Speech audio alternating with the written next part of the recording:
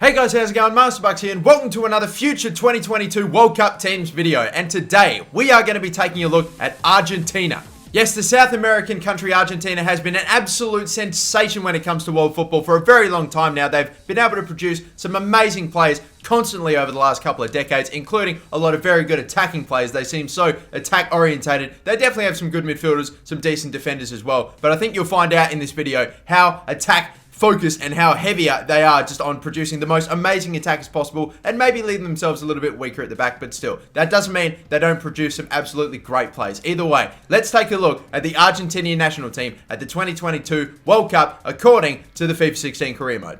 So here is the Argentinian national team in 2022. We see that they do definitely have some great defenders, but they're more centre-backs instead of full-backs. They're very lacking in the full-back department, but still, midfielders as well. Got a fair decent amount of them. Pastore being the highest-rated central midfielder, and then their attack of Di Maria, Aguero, and Messi. Still very much their attack right now, I would imagine, but still in 2022, that's what they're going with. Their bench, of course, another decent-ish goalkeeper. Not really anything... Not any amazing goalkeeper there, the highest rated being an 80 rated Geronimo Rulli. Their attackers again, Angel Correa and Higuain, 87 rated, down on the bench. That's how freaking good this team is. We've got guys like Gaetan and Lanzini, of course, still on the bench. Dybala is in the reserves at 86. That shows you how absolutely crazy their attacks are. You've got players that are in the reserves that are 86 rated and they could walk into almost any other country's national side. It's just incredible. Unbelievable stuff, but either way, Lionel Messi still going at it, Aguero, Higuain, so many of these incredible players, it's just phenomenal. And then you look at some of the players that missed out, guys like Luciano Vietto as well, Icardi as well, Hector Villalba, who's grown up by a fair bit as well, and then so many others that are just either coming out of the woodwork, players that are just a little bit lower rated than what they usually are or what they actually are and have just shot up, whether they be a little bit glitched or they're younger players that maybe just couldn't get there in time. But I mean, there's still so many amazing, incredible players for this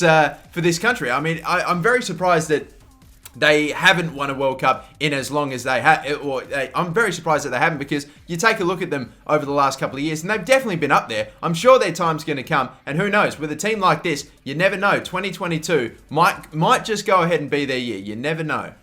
So I don't know about you guys, but I was pretty happy with how the team turned out. Obviously, I knew that there was just going to be an absolute abundance of incredible attacking options and some players that have definitely shot up and done extremely well. Some older players that I expected maybe to have dropped off and maybe not have kept around for as long as what they did, but they still have a lot of players that have managed to stick around. Lionel Messi, for example, he's still the captain, still bossing it, and still going for it at still going with it at Argentina. So can't take anything away from that. But I was a little bit more disappointed with their fullbacks in particular, left back and right back. I've got Marcos Rojo, who technically can play at left back and maybe is more of a left back than a centre back anyway. I don't know too much about that for a fact, so I'm not going to stick by that. But I mean, there's definitely a real lack of, you know, left back and full back options when it came to this Argentinian side. But apart from that, almost everything else. Maybe the only other criticism I would have would be goalkeeping options. There was only one other goalkeeper that there was only one good goalkeeper that I could pick that was in the 80s. As Aguero turns his man beautifully and scores a nice goal. But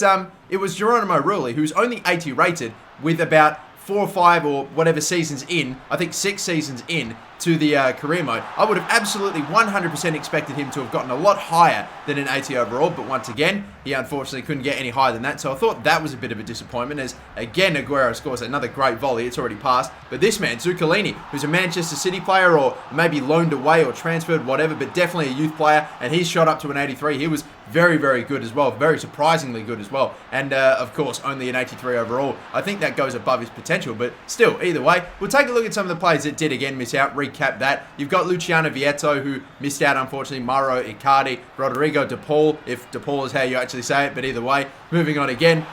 You've got Hector Villalba as well. There's a bunch of other great young players that sadly couldn't get to their potential or didn't get there in time. And then you think about all the other players that have unfortunately just missed out, or should I say, not unfortunately just missed out, but players that got a little bit older and then unfortunately are no longer in the side, have either retired or dropped off with their overall. Guys like Carlos Tevez, Javier Mascherano, who's gone, Zabaleta, that definitely could have done with Zabaleta, I'm telling you, Ever Banega, Rodrigo Palacio, but one man that they weren't missing, Lionel Messi, the captain, just sticks one out from, I don't know, just under or just beyond, or maybe not beyond, but around about 30 yards out. I didn't get a good look at how far out it was, but a beautiful curling effort. The wall's outside the box. That means it's always going to be a bit of a challenging free kick, but just sticks it in the corner sensationally. Let's think. Who else is there? There's Lavezzi, of course, he's missed out, and Saldi as well, another fullback that we really could have used. But this team, I tell you what, if it's apart from the fullbacks, and if Geronimo Rulli was maybe a slightly higher overall, I really would have had this team up there with one of the best. But sadly, their defense, their goalkeeping options, if they're a little bit better, then we're talking about a real heavyweight in terms of